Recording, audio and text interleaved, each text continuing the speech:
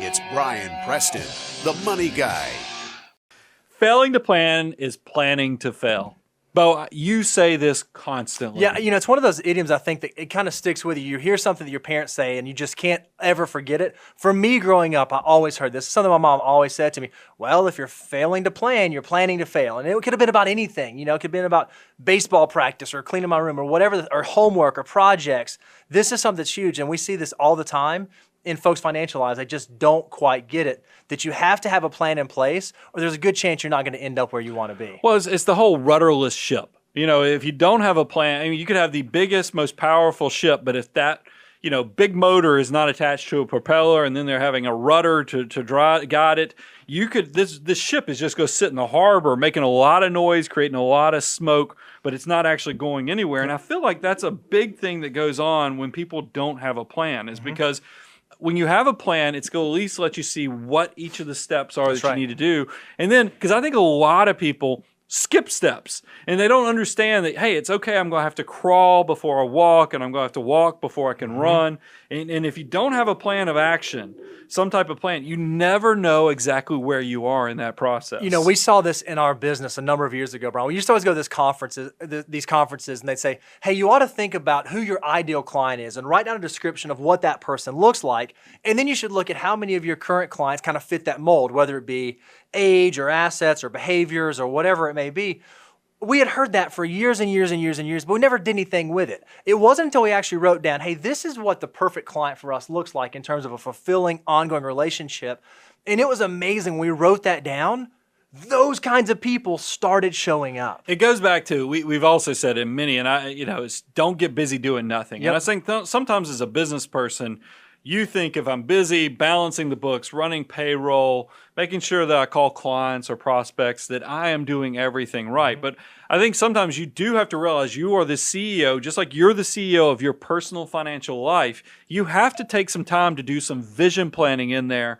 And that's the part of what the ideal client exercise did, is because when I actually wrote down where I wanted to be, who I wanted to work for, and then compared that so I had a benchmark or a barometer of success, it woke up this invisible hand. I mean, it really does turn on your brain, and you wake up this invisible hand, because I couldn't tell you what I specifically changed in running the business, but yet every time we started having meetings to look at how are we doing on our clients that fit the ideal profile, and you started noticing a trend that it just happened. It did. It was I amazing. attribute a lot of that to writing down and having a process of what we were looking for opened up that inevitable hand and the invisible hand of action. And I think in your personal finance, you see this all the time. There's a very easy step that you can do, and it's start doing a net worth statement. Yeah. If you're someone who has not done a net worth statement, you don't know where you are, where you're going, what you've been doing, it's really hard to know if you are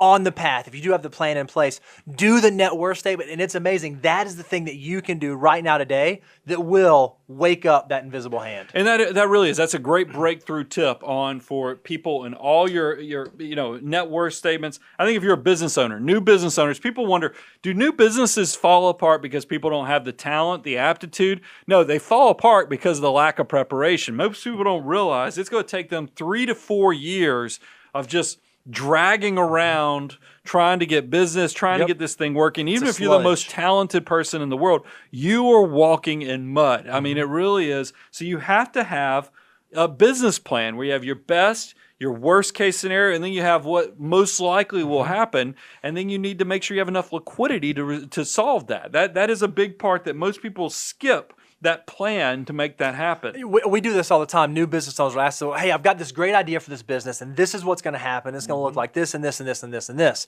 The very first question we always ask is about that worst case scenario, because that's the one you really have to protect against. If you haven't thought through that, if you haven't put pen to paper, you are not setting yourself up for success long term. And I think it goes to, you talked about the net worth. I think other tools for basic proven financial planning, paying off debt. Let's talk about these because we talk about this all the time. Is how do you lay out the basics for a proven financial plan? And you and I came up with a golf analogy. It was, we were fortunate. There's a local charity here that we support, and we took the whole team. We did a big charity golf outing. You probably saw the pictures on Facebook.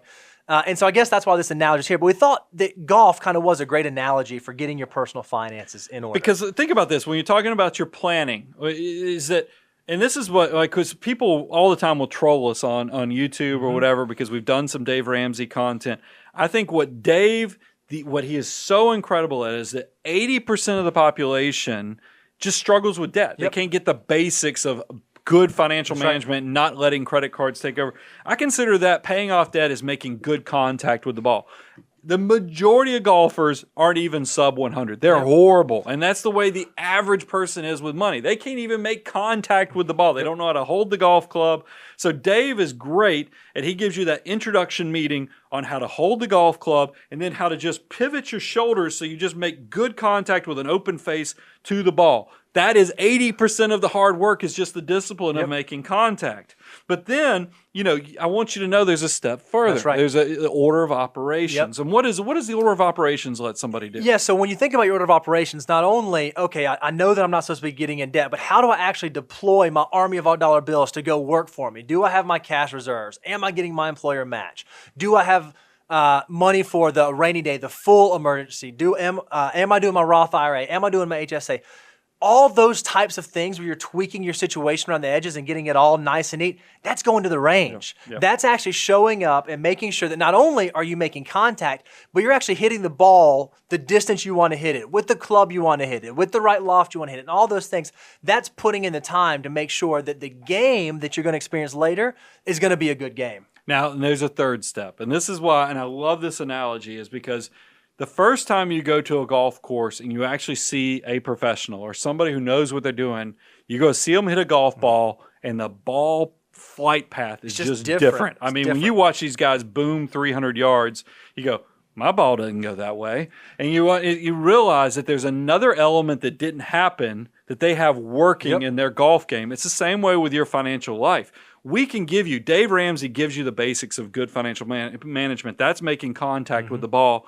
Bo is right. The financial order of operations from the Money Guy Show, that's the basics of putting the time in the range and getting through.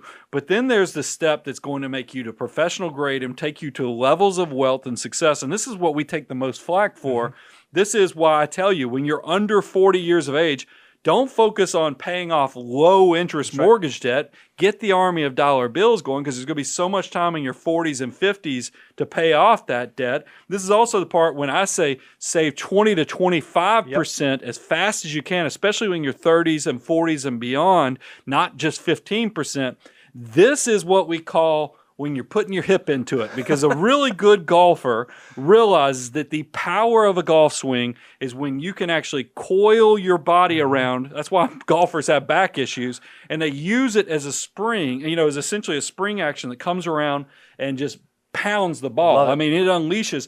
That's what we're doing. It's that. Now, realize there's only 10 to 20% of people that can do a proper golf swing that makes the ball path flight go up instead of just up and over. It's the same way with financial management. So understand laying out those basics and what you have to conquer in the beginning, the basics, before you can get to advanced strategies. That's exactly right.